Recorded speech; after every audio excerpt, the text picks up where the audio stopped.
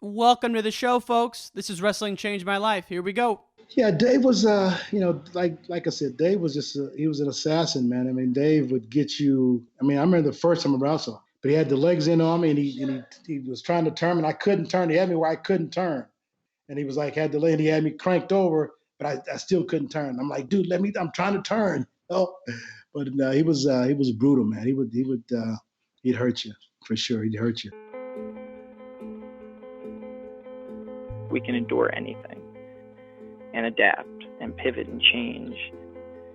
Wrestling gave us that ability. I would say nothing in life has impacted me more than the things wrestling has taught me in terms of self-reflection, resilience. Toughness. Some guys have it, some guys don't. Adversity, 100%. How to pick myself up and be a man after I failed. And everything that has shaped my life and where I'm at today would not be there without the values and basically the lessons I've learned through the sport of wrestling. For me, wrestling saved my life because it allowed me to focus and channel my energy. We're fortunate if you wrestled, because if you wrestled, natural talent helps, but it's 5% of the ingredient. It pales in comparison to heart and technique and effort. It humbled me, taught me humility. Nothing can humble you more than wrestling. I think it's the learning to adapt, right? You learn how to adapt, you learn how to solve problems. You know, if I look back at my time I spent wrestling, if they gave me one thing more than anything else, it's mental toughness. Welcome back to Wrestling Changed My Life, folks. This is your host, Ryan Warner. Thank you so much for tuning in. I hope you're doing well out there. My guest today is the great Kenny Monday, one of the all-time great wrestlers in the world, not even the United States. Kenny was a 3-time Olympian, first making the team in '88, where he had to overcome his nemesis, Dave Schultz. And back in high school, he was just as impressive. He had one loss from 6th grade through senior year of high school. He was the first 4-time undefeated Oklahoma State champ. And then he went to college and had some great battles with Nate Carr. This is an all-time podcast. I hope you enjoy it, folks. Fan of the week goes to my man, John Lesnar. That's JLesnar_24 on the gram. John, thank you so much for tuning in, brother. I greatly appreciate it. This episode is brought to you by Competitor Supreme, which is a 1990s Dan Gable movie that I could not find online for the life of me. I used to watch it all the time as a kid on VHS. Finally found who had the rights to it, and WrestlingChangedMyLife.com now has rights to stream Competitor Supreme. So you can find it by going to WrestlingChangedMyLife.com and clicking on the tab Competitor Supreme. Use the code GABLE for a free rental. Normally it's $2, but if you use the promo code GABLE, you get a free rental. And that's it, folks. Let's give it up for the great Kenny the Puma Monday. Kenny Monday. Let's start. I thought a lot of different ways where we could start this. Summer of 1976, what went into your decision to go to Booker T over the high school your brothers had gone to?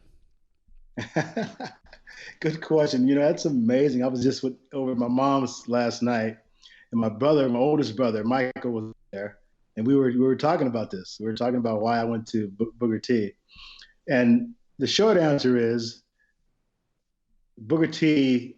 They started school in the 9th grade, and before that, all high schools were 10th grade and up, 10th through 12th, and so there was only a few magnet schools that offered the 9th grade classes, the class. And so at the time, we didn't even know that wrestlers were going to be able to wrestle in the 9th grade. And so we had to go through the school board, but they were talking about, they were trying to make it, because swimmers were already competing in the 9th grade at Booker T. Washington. And so we thought we had a good chance, and they were talking about it, but it hadn't been done yet. And so I transferred from my junior high school, and I went to Booker T in the 9th grade because I could, then they passed the law probably about a month later, so that we can compete as freshmen in high school. And so that was really the biggest part of it. And because I love my brother's high school, they went to McLean High School. They had a good team, had a good coach. He was brokenhearted. Coach Nix was brokenhearted that I didn't go to McLean. But it was really just to be able to wrestle and compete in the 9th grade in high school. So I was ready. I was really dominating in junior high school. So I was really ready to go make that jump to high school. Now I got to fact check this with you, Kenny. I heard that you lost one match in middle school, and that guy was the same guy you beat your senior year in high school to go undefeated. Is that true? Well, actually, yep, it's true. Actually, I was in the 6th grade. It was the Tulsa Nationals.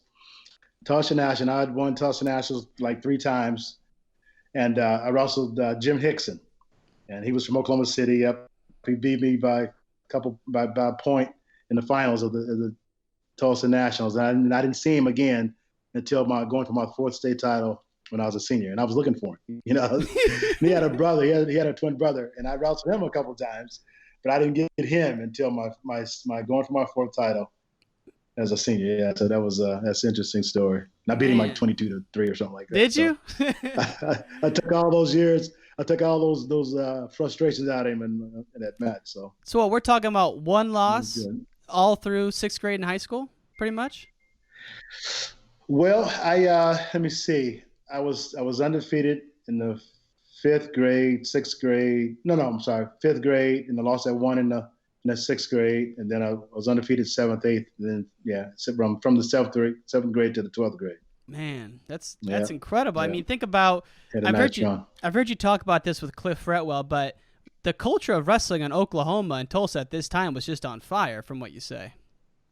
Oh, it was amazing. It was amazing. I tell you what, that was probably one of the reasons that really kept me in the sport for as long as I did. Just made me really fall in love with the sport because the competition was amazing. I didn't have to leave Oklahoma for competition. And we went to Iowa a couple of of course, went to Colorado a couple of times, but I mean, Oklahoma was so rich in wrestling. I mean, we had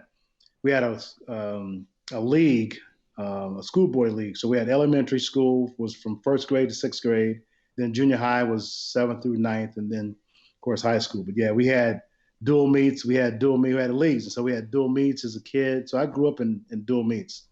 And it was great because you had to sit there and watch, you know, your other teammates wrestle. Mm-hmm. So you learned a lot. And then so now it's not, you don't get that. It's just tournaments. Right. And my kids didn't grow up in that system. So it was so rich. I mean, we had probably – man, it was probably 60 teams that we competed with in Oklahoma. It was so rich. I mean, guys had this one team, Blue T.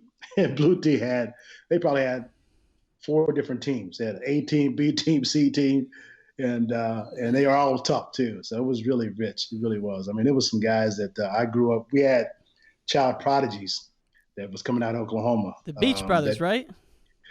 Well, yep, the Brees brothers. Yep, they were national champions. Went to Oklahoma, went to OU.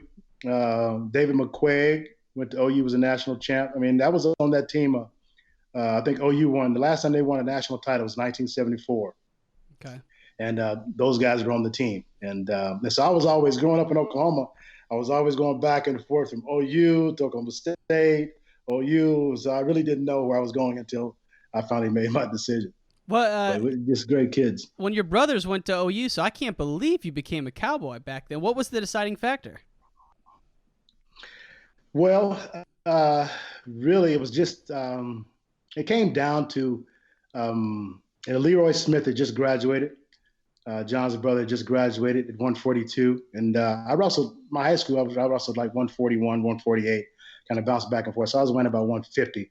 And so coming in, I knew I was going to wrestle 142.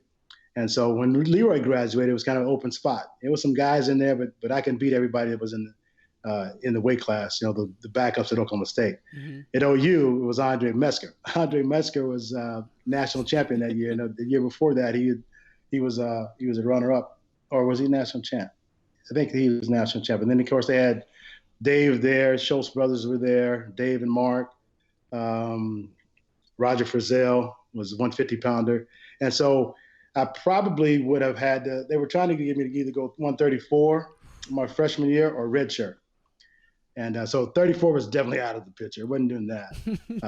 But 142 was my weight class. And then I just didn't want a redshirt. I felt like I could come in and wrestle. And then so that was kind of the bottom line, really. Of course, I like the coaches at Oklahoma State, Chesbro and Dave Martin. The culture was about the same. And so it really just came down to that I could come in and start right away. Man, so you wanted to go right away. Was Myron Roderick around at these times? Yeah, Myron was around. He was around. He actually became athletic director probably my junior year. So he was around, and I'd grown up going to some of his camps a couple times, and so I knew who he was. And of course, was around him a little bit and watched his teams. You know, I was a kid growing up, and would always go down to Oklahoma State Stillwater matches to watch Oklahoma State. I go down to OU, watch their matches, and so I knew who Myron was, Chesbro and all those things. So I'd follow him as a kid. But he became athletic director when I was a junior, I think. Man, all these names you're rattling off. You know, I grew up on the border of Iowa, so I was always a Hawkeye as a kid, and so I know all the Iowa names. But man, all these names you're rattling off, these are Oklahoma boys, most of them. You know, that's pretty crazy. Yeah. Yep, absolutely. So the thing was, growing up in Oklahoma, I started making all-star teams maybe in the 7th and 8th grade. I wrestled Barry's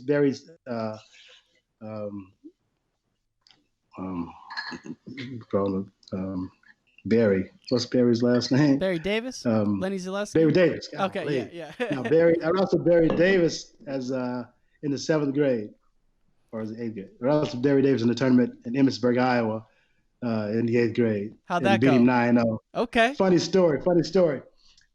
So we went up to Emmitsburg on an all-star team, and I got Barry in the semis, and I didn't even know who he was. He was just a short, stocky, just a tough kid. He was my toughest match. I beat him 9-0, and then I pinned the kid in the final. So Barry it was my toughest match.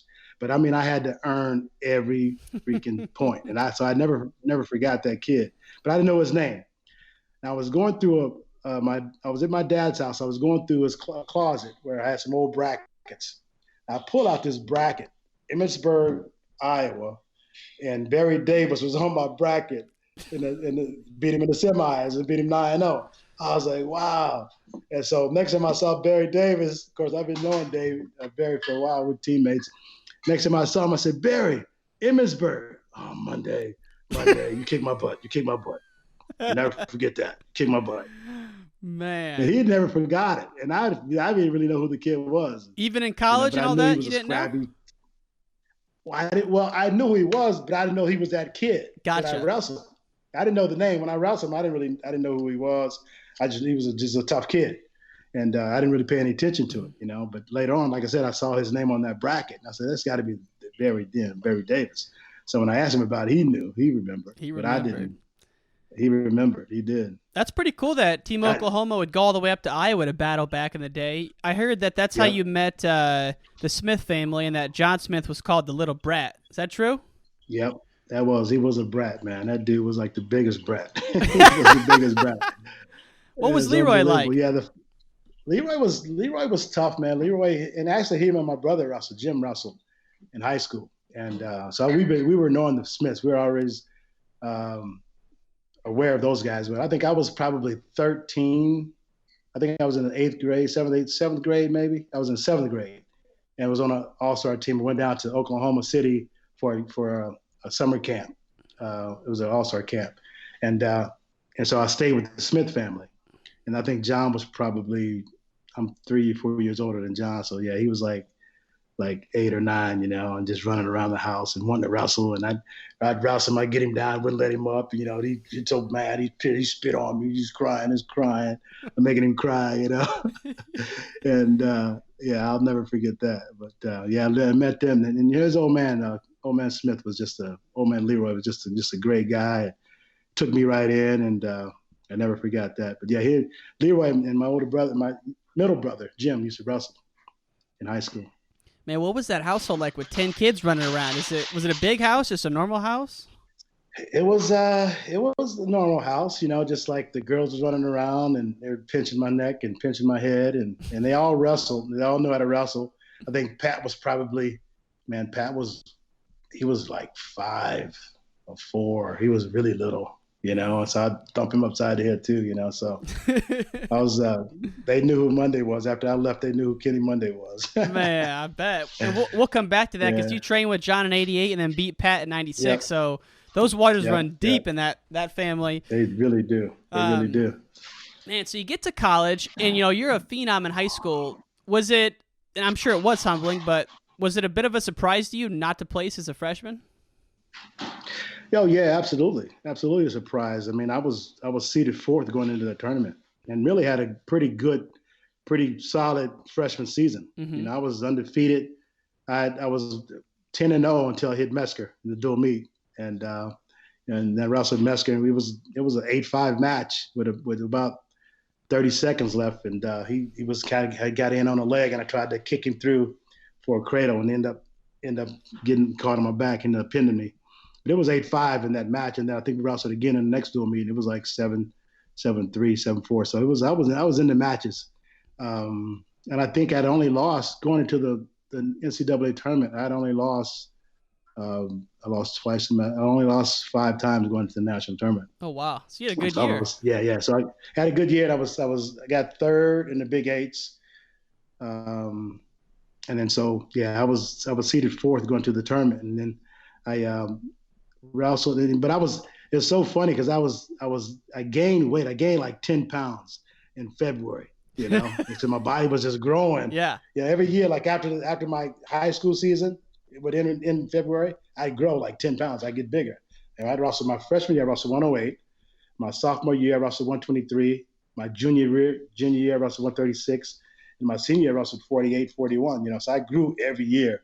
And so come February, I grew like 10 pounds just naturally. I mean, I was wearing a size 8, and my foot was a 9. My wrestling shoes got tight, and I was like, man, what is going on? And man, his shoes are too small. So I had to get a size 9. I grew. And so Coach Chesbro was like, man, what are you doing? I'm like, Coach, I'm not doing anything. I'm actually eating less. And so, I gained. So that weight class, it was just really tough to make weight at the end of the year. And then I lost in the quarterfinals, like 11-12 match. It's a barn burner. Kind of went back and forth. And then I lost the next match. And that was really the first tournament that I could remember that I'd been beaten out of. And didn't place in my career. I mean, since the time I started. And so I'll never forget this moment, because after I lost that match, I was kind of stunned. I was out of the tournament. And I looked at Chesbro, and I'm like, so am I out? Am I out? He goes, yeah. So he kind of chuckles. Yeah, you're out. You'll be done. Back next year. You're done. I could not. It was just the weirdest feeling. I just couldn't come to terms with it, you know, so. Was it something where you said that was a fluke, or you used it to really motivate you and it really pissed you off there going forward? Yeah, it definitely was. I feel like it was better than that. I mean, I was, like I said, I was seeded fourth going in, and I had a good year. And those guys I lost to definitely felt like I could beat them. I just had matches, you know, NCAA tournament. Just kind of, I'm looking past them. You know, I was looking past them, looking to the semis, and didn't even see this guy I lost to. And then I think the guy was from Cornell. I forget his name. But and so I lost that match, and then it was just kind of one of those matches that got away from me. Was this the year where you were like 0.2 over with 2 minutes to go and you stood on your head at the weigh-ins, or is that a different year? No. That's a different year. That's my junior year. But so again, so that next year, man, I was so motivated. I worked my butt off that summer. And, of course, the next 2 years I'm in the finals. Yeah. So the next year I was undefeated and beat Nate Carr. Of course, he was the defending champion at 150. Beat him in the dual meet against Iowa State, the first time I ever wrestled him. And then pinned him in the Big Eight finals. And so I was seeded first going into the NCAA tournament as a sophomore. Undefeated. Yeah. You know, seeded first, yeah. And then I lost to Nate in double overtime. So you guys had you had 2 incredible rivalries. Nate Carr, the first one, then Schultz, obviously the second one. I mean, what do you obviously it brought you to a new level, but I mean, what do you remember about those battles with Carr back in the day? Was it hatred or was it friendly competitiveness? A little bit of both, man. I mean, Nate was probably the toughest guy I'd ever wrestled. He was the fastest guy I've ever wrestled, and probably the biggest mouth I've ever wrestled. You know, Nate was a talker, man. Nate would talk crap. Oh yeah, he'd talk crap. You know, you ever watch him wrestle? I mean, he was flexing on you. If he beat you, he's flexing on you. I mean, the Iowa fans hated him. I was getting letters from the Iowa fans hoping I could wishing me good luck to beat Nate from the Iowa fans. That was crazy. Seriously. I'll never forget that. Yeah, absolutely. Because he was going through the Iowa guys. He was beating those guys. I think Kistler was in there, and then I think Heffernan was in there after that. So we were both beating the Iowa guys, and so was really between me and Nate and Roger Frizzell. And but Nate was flexing on those Iowa guys. They hated him in Iowa. Of course, they had that rivalry, Iowa and Iowa State. So they didn't have a lot of love for Nate. And so once they knew that they didn't have a guy that could beat him, they came to me. I got a few letters from Iowa fans. It was funny. Man, that's hilarious. But yeah, it was. He made me great, man. We made each other great. Matter of fact, I just talked to him probably 3 days ago on the phone, just kind of catching up. But that was a guy that I knew I had to train my butt off for. I had to get up early in the morning to run, and late at night, I had to really train, really focus, and really be at my best to beat him. So we went. I don't know how many times we ended up wrestling. Probably 20 times we wrestled our whole career, because we wrestled a lot in freestyle too. Yeah. Well, I read that like back in '72, Team USA, I believe his brother Jimmy was on that team, right? He was on that team.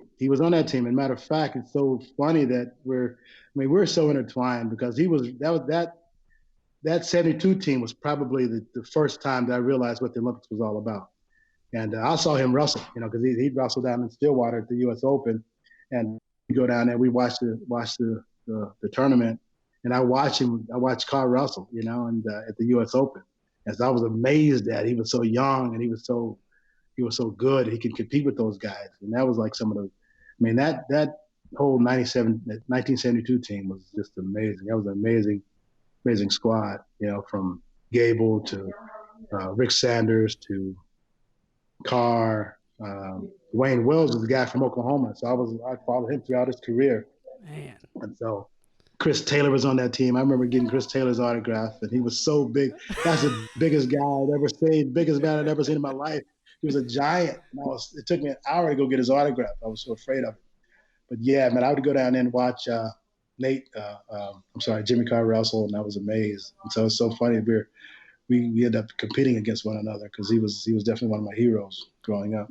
Well, I had read that '72 team was a big turning point for you, because, like you said, the U.S. Open was in Oklahoma State, so you got to see him up and close, and then the whole thing's televised.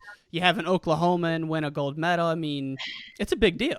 All that stuff. Oh, it was huge. It was huge. And so again, I was 10 years old at the time, and so I'd already been wrestling and was having some success in the sport, and really starting to kind of make a name for myself. And so, yeah, that 72 Olympics was really huge for me to see those guys and to see Gable and how they really promoted him and had him out front and did the stories on him. So, yeah, I was locked into that deal. And from that point on, I had the Olympic gold medal on the back of my head. I'm like, okay, I know what I want to be. I know who I want to be.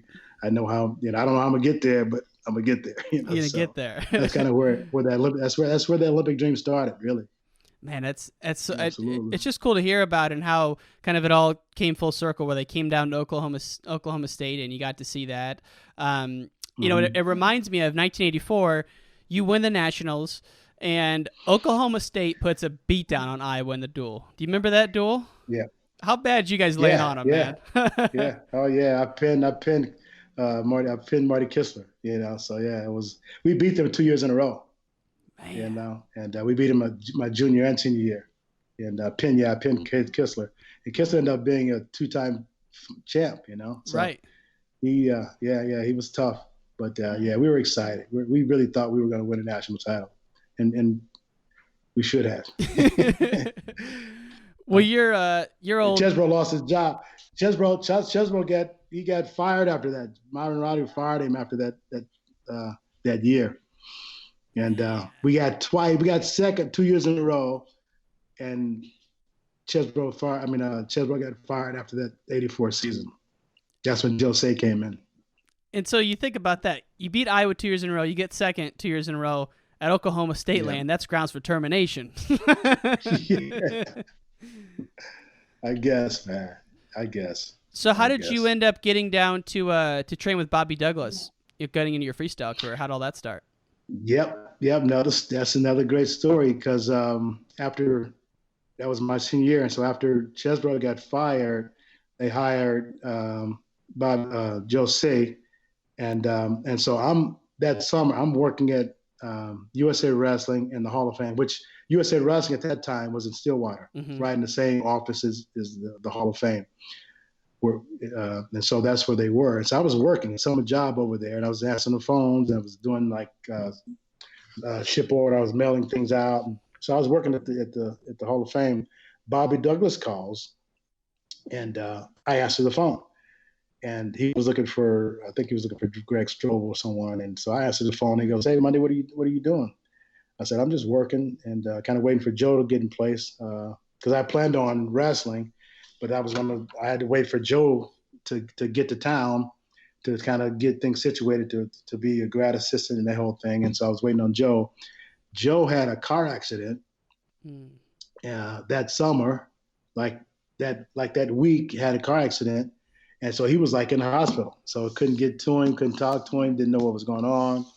So Bobby said, "Hey, so what are you going to do?" I said, "Well, I just want to finish school and I want to compete. I want to wrestle. I'm trying to make the Olympic team." And he said, "Well," and this was after, it was already after the trials. I think it was already after the trials. And I got fifth in the trials. That's when, Dave made the team.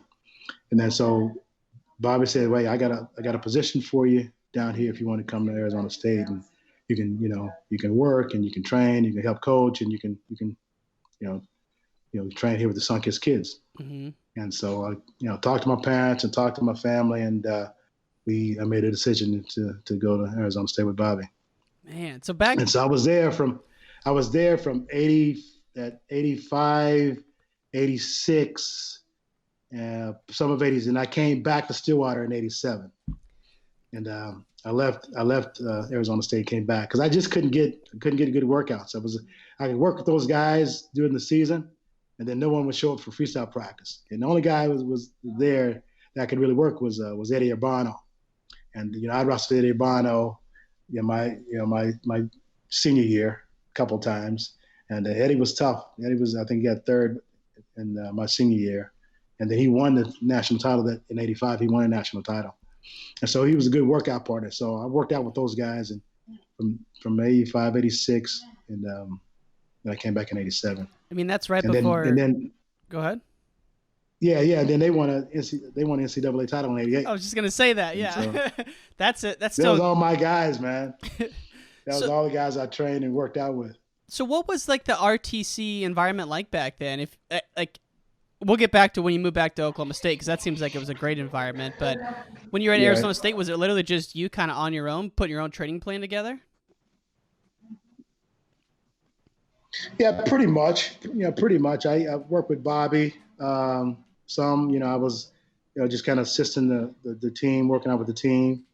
And so just kind of, you kind of just in the room working out with the college guys, really. Yeah. And there was a couple other guys that would come in and train, but basically it was just working out with the college guys, just trying to do the best you can, But I won the U.S. Open in 85 that year. Of course, Dave had wrestled up. I think he went up to 180, so he wasn't in the weight class. But I beat Mike Deanna in the finals that year. And it's so funny because Mike Deanna was the one that I lost to in the 84 Olympic trials. I lost to Mike Deanna in I think it was the quarterfinals. And then he had Lee Kemp the next round. And so I never got to wrestle Lee Kemp. I was a match away from wrestling Lee Kemp. I give him a hard time about this all the time. Never got to compete against Lee, which I really wanted to. But I lost to Mike Deanna. Kemp beat Deanna, and then Schultz beat Kemp and made the team.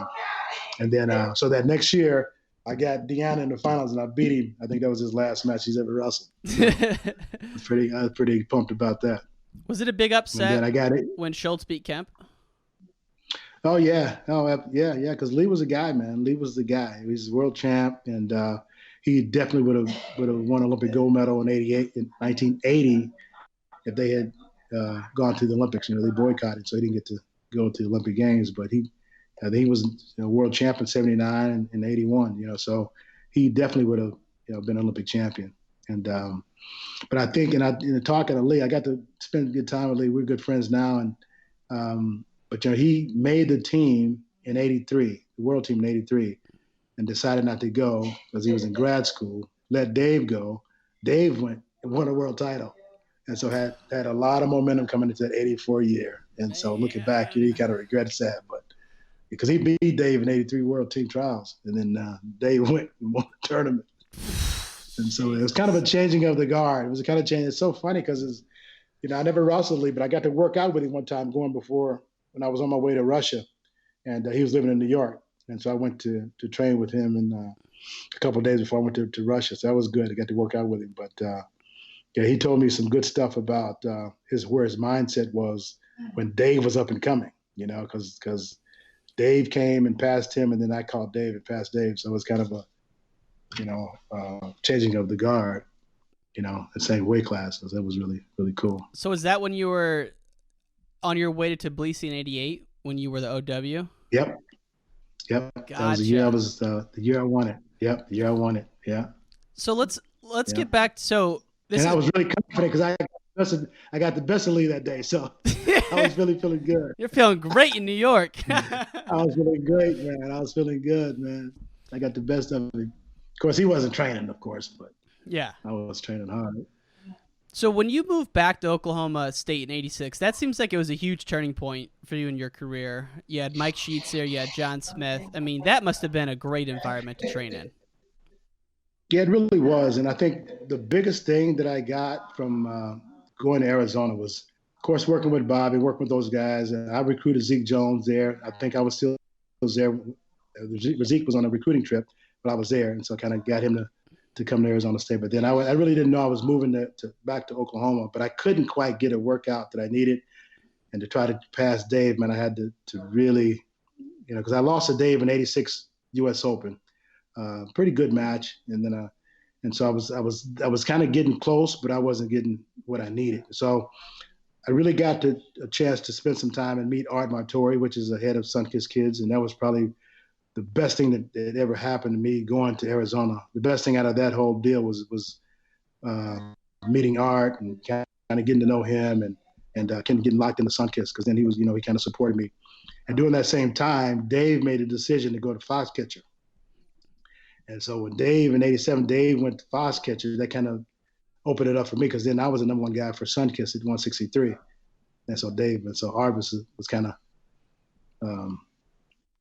supporting me now, because I was the number one guy at 163 Sunkist. So he really wanted to beat Dave after that. Yeah. After Dave left. Well, Dave left Sunkist and went Foxcatcher. When did people start to realize, like, this DuPont guy's pouring a ridiculous amount of money into this? Like, was that around that time where he was given like $1 million a year? Yeah, it was the same time. Yep, it was around that same time. I think 87, he got a hold of to Dave and Mark. I think Mark was a world champion in 87. But when I went back to Stillwater, man, that was just a great time, just because Joe was in place, and John, like you said, John was there, and John made the team in 87. And of course, he was a world champion in 87. But I was there with his senior year at Oklahoma State. And so then Sheets was there, and me and Sheets were probably the best workout partner that I've ever had, because we were teammates through college. And then when I came back, and he decided to get out of vet school and try to make the team. So we were training hard, man, every day. And plus, you'd wrestled him back in high school too, right? Sheets?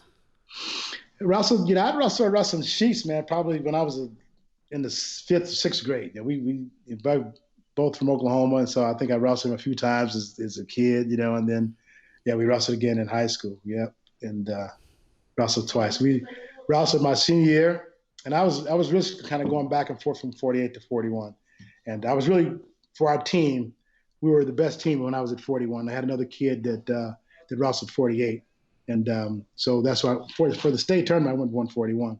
But I wanted to wrestle Sheets because he was kind of the hot guy, and I was looking for some competition. So I went up for a dual meet and wrestled in 148. And that's when in the dual meets, it was just ties. There was no overtime. So if it was a tie match, at the end of the match, it was just a tie. And so both teams got 2 points. And so there was no overtime in dual meets. So we tied, and then I wrestled him probably 2 weeks later in the UConn tournament, and I beat him like 6-4 or something. So it was a pretty close match, but I beat him. And then Chesbro was talking to me. He's like, yeah, when I made the decision to come to Oklahoma State, he said, well, since Sheets is going to come too. Since he can tie you, I think we need to get him too. Like, yeah, bring him. I was excited he was coming to Oklahoma State because I get to wrestle him for 4 years. Right. I was excited about that, And he's one of the best Okie State on. wrestlers ever, right? 3-time national Yeah, champ. yeah, absolutely. 2-time national champ. Lost to Dave. He was 3-time finalist. Lost to Dave Schultz in his sophomore year. Lost to Dave in the finals, and won the last 2. But yeah, he's one of the greatest, one of the best guys. So heading into 87, 88, those 2 seasons of freestyle, at this point, you and Dave are starting to distance yourself. Carr's going down to 49.5. So, like, you pretty much know it's you and Dave at this point. How much, time did you spend a day thinking about beating Dave, or was it just getting better? Or was it really just focusing on Dave? It was once I got Nate out of the way, it was kind of focusing on Dave. And, of course, it was nightmares. I'd have nightmares about Dave. Because Dave was a monster, man. Dave was tough. He would hurt you. He was smart. He was cunning. He was all that. He'd come talk to you like, Dave, get away from me. He's trying to be your friend, but he really wasn't trying to be your friend. He's trying to soften you up so you wouldn't be mad at him, or be, But no, I think, and after the 87 Nationals, this is a funny story. So, of course, it was me, Nate Carr, and Dave Schultz in the weight class, right? It was out of us who was going to win. And so I lost to Nate in the semis, and I beat him the whole match. And he got a little kick throw it right at the end of the match. He wins the match. And so I really should have beat him. But I was beating him the whole match and had the match under control. But then he ended up beating me. So Nate had Dave in the finals. Dave pins him like in the first period, pinned him. Pretty quick match. And so I got third. So after the tournament, so we're like all hanging out, just kind of the Sunkiss guys, and we're hanging out. And so me and Nate gets to join each other. We're talking smack, and I'm like, Nate, really, you should just go down to 49 because you're not going to make the team at 63, right? So go down to 49. I'm gonna beat Dave. I'm telling you, I'm making a team. I'm making a team next year, Nate. I'm telling you. He said, no, I'm making a team. I'm telling Nate, you're not making a team. You're laying down against Dave. And you wrestle me like it's World War III, and you go out and lay down against Dave, So we're just jawing each other back and forth. And I said, no, really, seriously, Nate, go down to 49. You can beat, I think it was Andre Metzger was the guy at 49. So you go down, you beat Metzger, I'll beat Dave. We can train together. We can be teammates, and we can both make the team. And he's like, no, I'm not doing that. I said, well, just think about it. So like a couple of weeks later, he calls me up and said, all right, I'm going down, And and so he decided. And so, of course, Ben, we both owned Sunkiss, so Art had a lot to do with it too. Art was talking to him and said, just trying to convince him to go down. And so he made a decision to go down. And he came to Stillwater, and we trained together for a while. Oh, really? It was good. Yeah. He came to Stillwater. And so funny because people thought we hated each other, right? But we were pretty cool off the mat, and we just hated each other while we wrestled. So it's a funny story. We were at a restaurant one day after practice. We just had a great workout, and we thought our matches were tough. We had some incredible workouts. So we were working out. We're at this restaurant, and so I see this family coming in the restaurant, and so the guy, the father, and he had like 2 or 3 little kids. So I see the father recognized me because my face is at the door. The father recognized me, was talking to his kids, and he's pointing at me. And so then the family came over to the table. Nate was sitting across the table from me, so his back was to the guy. And so he comes over and introduces himself and says, "Hey, I'm so and so, and I'm a big fan. Just wanted to kind of wish you good luck for the Olympics." And he looks down and he sees Nate. He's like, does a double take, and he's like, "Is that Nate Carr? Is that Nate Carr?" And I go, "Yeah, it's Nate." He goes, "Man, what is he doing here? I thought you guys hated each other." And I was like, "No, we're teammates now, So we're training together." He's like, "Oh, wow!" And so he was really surprised to see Nate at the table with me. Man, that club had a lot of guys in the Olympic team. John Smith, Nate Carr, and you, all from the same training center. I guess they don't really call it that then. Yeah, but... well. Yep, and the Shear brothers. Shear brothers were on the team with Sunkiss. Bill and Jim Shear were there on the team. Tim Vanny, Sunkiss, was on the team. Okay. Yeah. Who beat Sheets? Mark Schultz. Okay. Dang. Yeah, Mark Schultz beat him. Listen to those names. Yeah. Woo.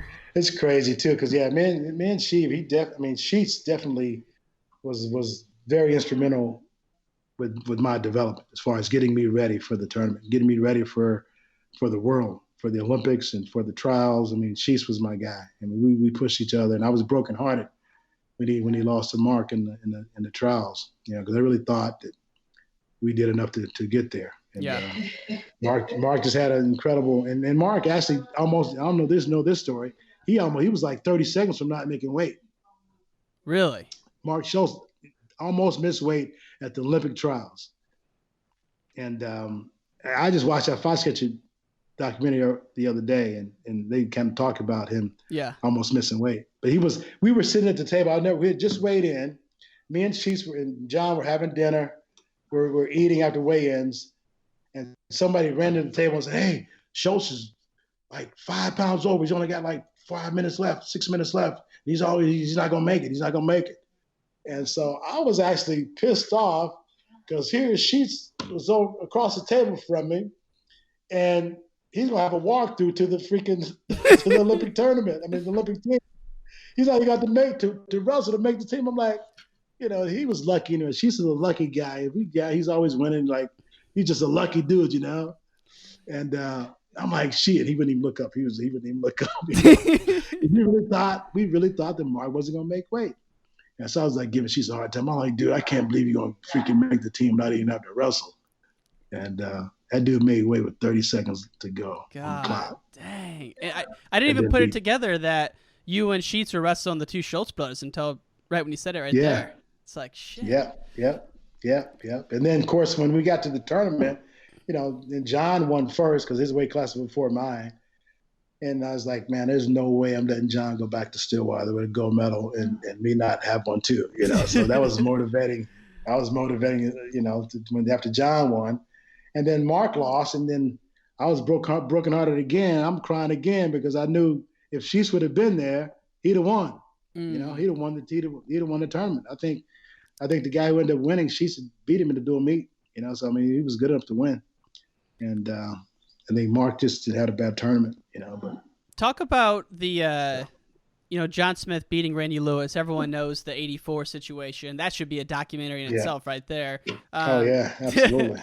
And I've interviewed Leroy and Randy about that, as well as Rick Tucci. Right. I had him featured in a documentary I did. So you were kind of like big brother to John Smith.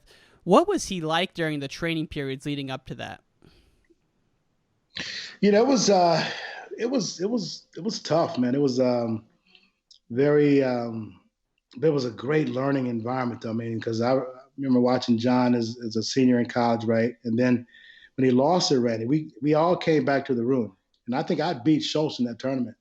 It was kind of a pre-Olympic tournament, kind of set the ladder for the final trials. And I remember coming back to the room that next week, and we're just kind of sitting around trying to figure it out and going through practices and just watching John develop that low single. And it's really kind of how he developed it, just kind of having to wrestle Randy, because trying to stay out of Randy's hips, trying to figure out how can we score on this guy without getting into that crotchless position. Mm-hmm. And so that's kind of how he kind of developed it. I said, dude, you got to stay low, get on his ankles, stay out of that crotchless position. And that's really kind of how he started to develop that. And he also developed his crackdown. And really, I think he picked up that from Schultz in '87. Schultz had an incredible high crotch that he would crack you down to the hip, and then kind of finish you from there. He'd run you to your back or change off. And so John came back from 87 World Championships with he had two things that Dave got, that he got from Dave. He got a nice ankle lace. He spent a lot of time with Dave Schultz on his ankle lace, and he spent a lot of time with Dave on his crackdowns. And he came back and he had a different skill set in those two areas. But then you kind of watching him develop that low single, we all were kind of coaching each other. Yeah. Really. Just kind of, I'm trying to beat Dave, and if he saw something that I could do better, he would say, and if I saw something he could do better, I would say, So yeah, John was a freshman when I was a senior, and my senior in college. And so really, we didn't talk about this, but John kind of the same thing. John was seeded 4th that year at the national tournament, my senior year, loses first round to the kid from Cleveland State. That kid loses next round. John's out of the tournament. John didn't score a single point for us his freshman year. Jeez. That really cost us the national tournament. And Chesbro's job, apparently. And Chesbro's job. So would you guys all like hang out and like do cookouts and drink beers together on a Saturday during this time? What was the atmosphere like? Yeah, we were drinking lemonade. Lemonade, there you go. We were drinking lemonade. Yeah. But yeah. No, we had an incredible training environment. Like I said, Nate would come in, and it was kind of funny to watch him and John wrestle. Nate would come in. Who else came in? Would Rico come in? I heard he would come around those parts. Rico came in. He came in like he started coming around like in 90. Okay. Before the 92 Olympics, he started kind of coming around. But Nate came around. Melvin Douglas came train. He was also Sunkiss, and Melvin would come train. We had a really great environment during that time. Now I've heard that 87, you take a match off Schultz, but he still makes the team. He gets beat by the guy you beat in the finals in 88. Yeah. And I've read that you just went into a place of a hyper focus during that last year. Every detail mattered. I mean, was that the most focused you ever were in your training leading up to the 88 trials and Olympics? Yeah. Yep. Absolutely. I think a big part of that was going to Russia. I went to Russia and wrestled Tbilisi in 87. And Dave actually won the tournament. So Dave went in 87. That was my first year going to Tbilisi. I get 5th. Dave wins the tournament. And so I was determined. But going through that tournament kind of really made me realize how far I had to go and how far behind I was. And just to wrestling, that whole Russian tour, I probably had 12, 13 matches on that tour, because we would do dual meets. Then we do 3 dual meets and then a tournament. And so it's just a great tour. That 87 year, Dave won it, and then came back that next year. I mean, I was a different guy. I mean, I went back to work and really kind of focused in on what I needed to do, and just positions, and my conditioning had to get better, and my strength had to get better. But that really opened my eyes. That next year is when I won it. Dave was on the tour, but he didn't wrestle. He just went, and he was one of the coaches. But he loved Russia so much, he just went on the tour. But he didn't wrestle. That was the year I won, and he was actually in my corner in some of those matches. He must have been getting a little worried at that point. Kenny made some jumps. After I won that tournament, I remember.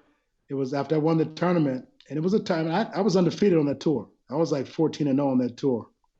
I won the dual meets, won 3 dual meets, and then I won the tournament. And I went through, a couple world champs. I beat some good people on that tour, and I was undefeated. And so then after the tournament, I remember being back in my dorm, and I was packing my bags to leave the next day. And Dave comes walking in my room with a bottle of vodka. Like, Monday, let's celebrate national Tbilisi champ. And I also got the OW too. I got the big white cape. And so it's like big Olympic champ. Tbilisi champ, outstanding wrestler. Let's celebrate. And I'm like, no, Dave, I'm not drinking, man. I'm not drinking. I'm off. I got a gold medal to win next year. And he kind of opened his eyes like, okay, all right. Wait, so you were that clean? You weren't drinking anything? I wasn't drinking anything. Wow. Wasn't drinking anything. Not a drop. Man. Not a drop. So but I made a big jump from 87 to 88. A big jump. If you go back and watch my matches in 87, then come back and watch my matches in 88, you see that's just 2 different guys. And what were you thinking 10 minutes out before 88 Olympic trials down in Florida, first match with Dave? I was super, super confident. At that point, I was really, I'd moved. My mindset was kind of past Dave at that point. I knew I could beat him. I knew I was going to beat him, I was ready. I knew I wasn't getting tired.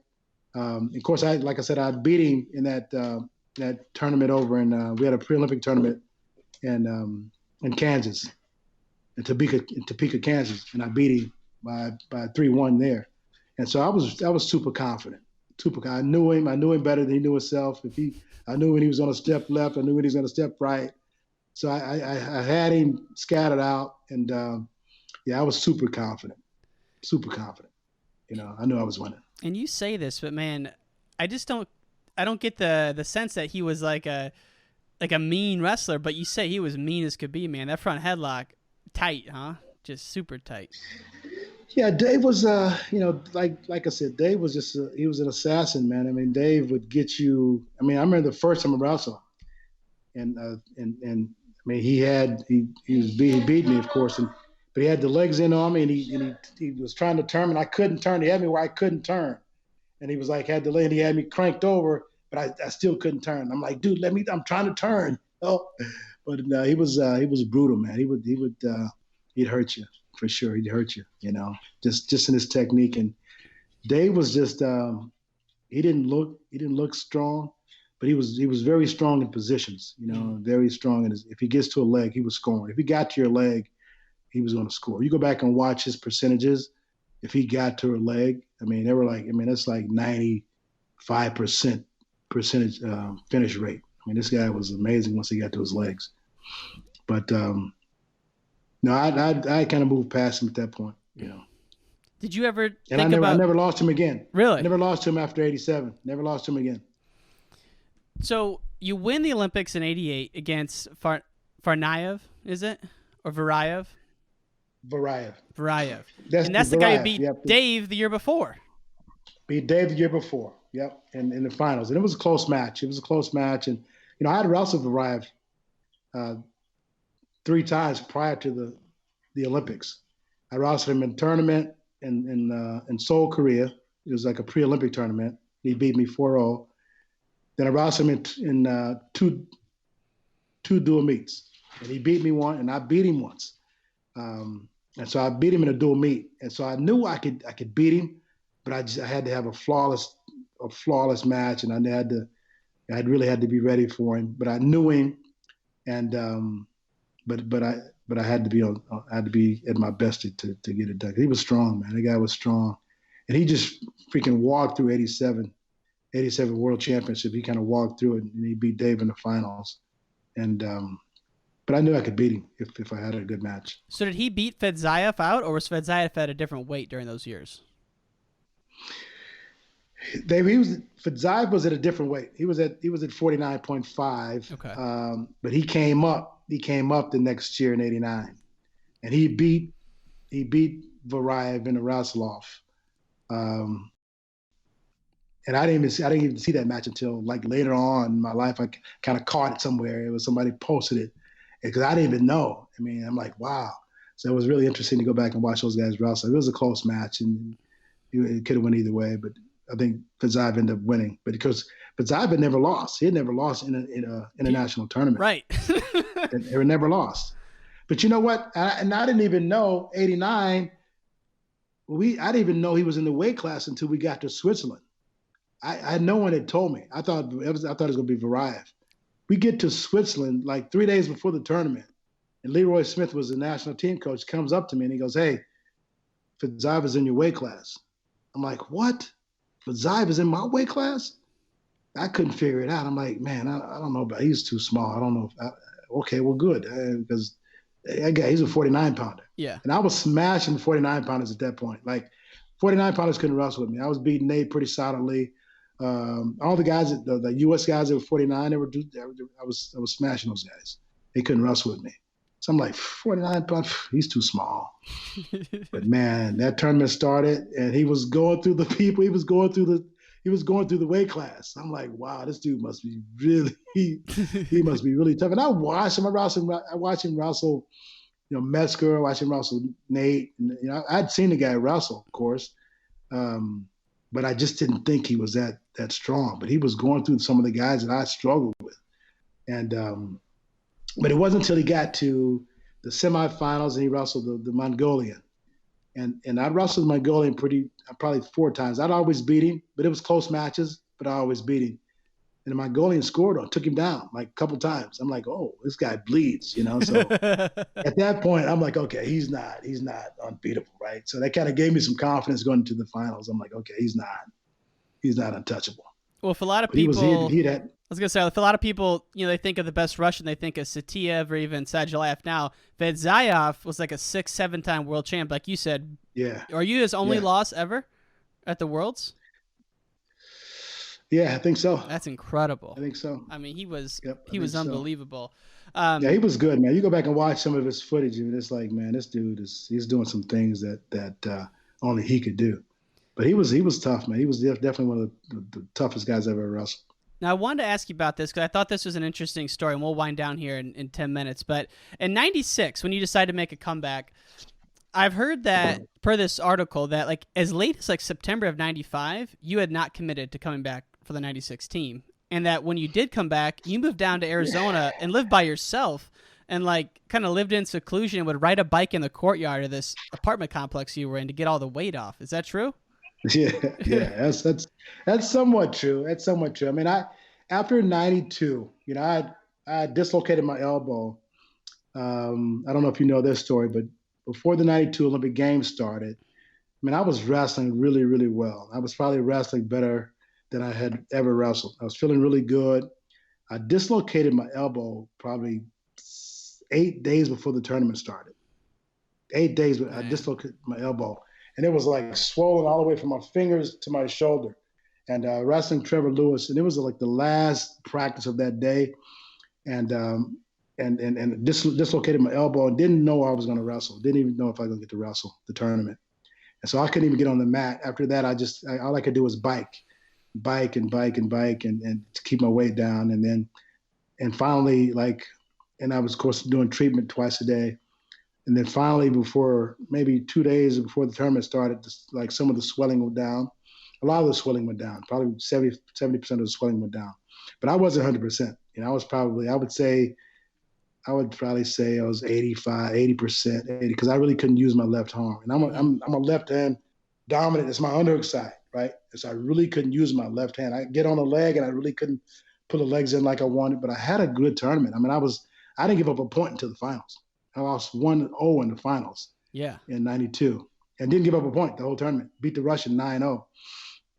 And so, but I go from not thinking I was going to wrestle to here I am, wrestling for Olympic gold medal.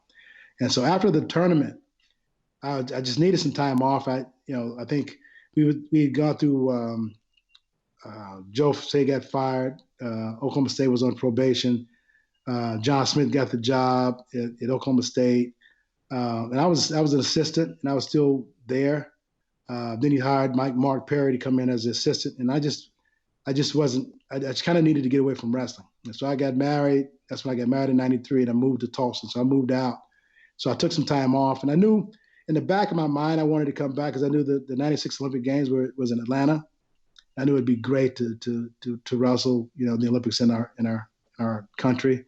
And so in the back of my mind, I'm like, yeah, I may come back. And so I kind of was going back and forth. And I was in business, I had a Subway, at a coffee shop. And so we were in business and we were just working, and doing my thing.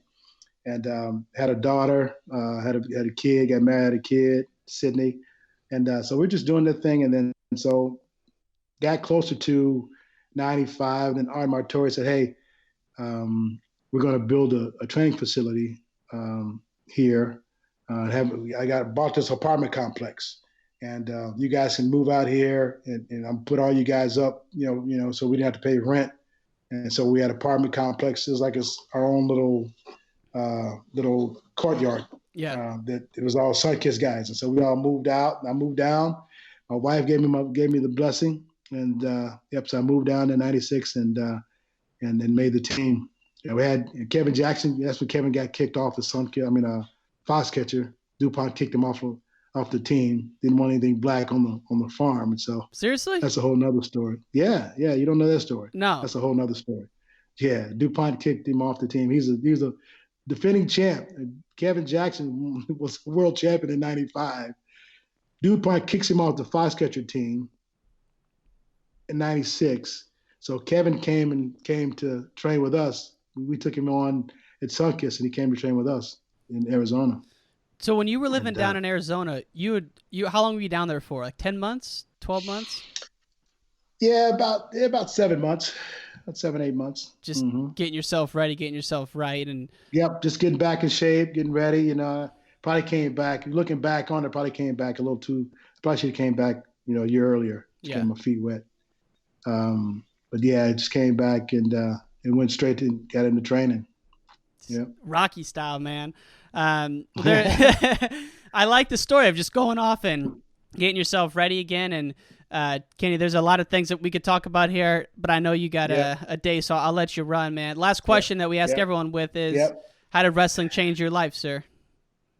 Or what's it given you? You know? Oh man, that's an incredible question. I mean, it's changed my life in so many different ways. You know, I mean, the wrestling, you know, it just it took me all over the world. I mean, it showed me things I probably never would have seen if I hadn't been wrestling. You know, but I grew up in a great neighborhood in Tulsa, Oklahoma, North Tulsa. I mean, we had just an incredible neighborhood with kids that were just sport fanatics. I mean, we had some great athletes. I grew up with some great athletes. I went to school with Wayman Tisdale, was an NBA star. Grew up with John Starks, played for the Knicks. James Quick Tillis lived around the corner from me. Wow. James, he was a boxer. Yeah. You know, he was a world-class boxer. He fought Mike Tyson, first boxer that Tyson didn't knock out. So I grew up with that guy. So we had just an incredible athletes that grew up in my neighborhood. And so I mean, if I didn't wrestle, you know, I was gonna make it at something, whether it be baseball or football. And I played football since I was a freaking third grader. So I was gonna make it at something, you know. But wrestling, I just I love the sport of wrestling because it was individual, and I mean, it was a team sport, but you can do what you wanted to do in the sport just because the individual, you know, you're on your own when you're out there in wrestling. And so I love that part of it. I love the fact that you could set a goal, and if you wanted to achieve a goal, I mean, you could do it, you know, through hard work, if you were talented enough and through hard work.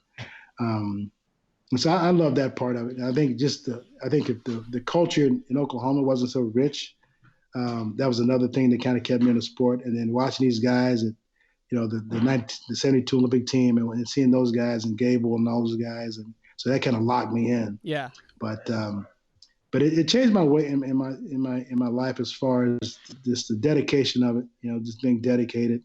You know, just the toughness of it. You know, being tough through the sport. I mean, it's a tough sport, and so just kind of grinding through it. And really, it really helped me on the playground. You know, because the playgrounds were tough. You know, growing up. You know, it wasn't no gangs or anything like that, but you had to defend yourself. You know, and it's a martial art. And I knew way back when I was a kid that wrestling is a martial art, because it helped me in a lot of different fights when I was a kid growing up. And so I knew that those skill sets that I learned through wrestling would stay with me for the rest of my life.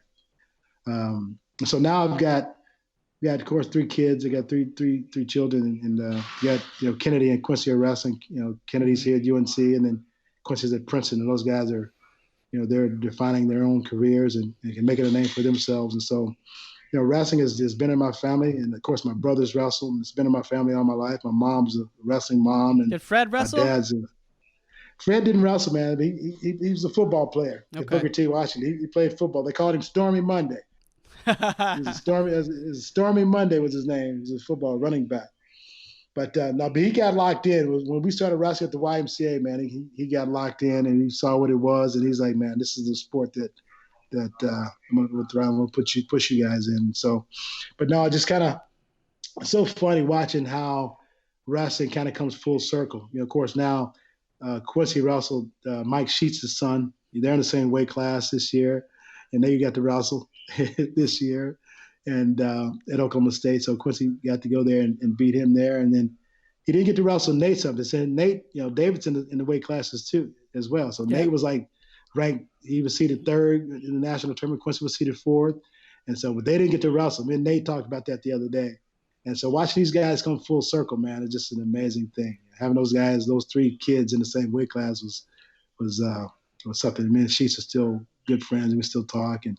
But watching those guys,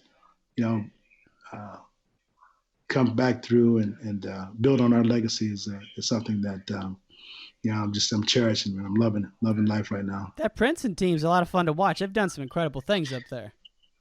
They are, man. They are. I mean, they really, and that was one of the reasons we made the decision. Quincy, when they started recruiting him, and he's like, "Dad, what do you think?" I'm like, "Man, I like it." And they had, I think, Kolazic was there. Kolazic was an All-American. He showed that they could produce, right? I'm saying, man, if Kolazic can win, Quincy, you can win. So when they started recruiting him really hard, I'm like, man, you got my blessings. I think those guys really want to win. So, I like that. I like their coaching staff. I like the guys, and that him and Pat Glory are really good friends. And so, they're doing some good stuff, man. He's been home, though, for a couple months, so it's going to be hard to get him out of here. I'm going to try to hold on, though. Awesome, man. Well, I will let you go, sir. Thank you so much for your time. This has been awesome. Thanks, Ryan. Look forward to seeing you again, man. Yes, sir. Take care. And all great things must come to an end. If you want to hear more from the podcast, text WRESTLE to 555-888. That's WRESTLE to 555-888.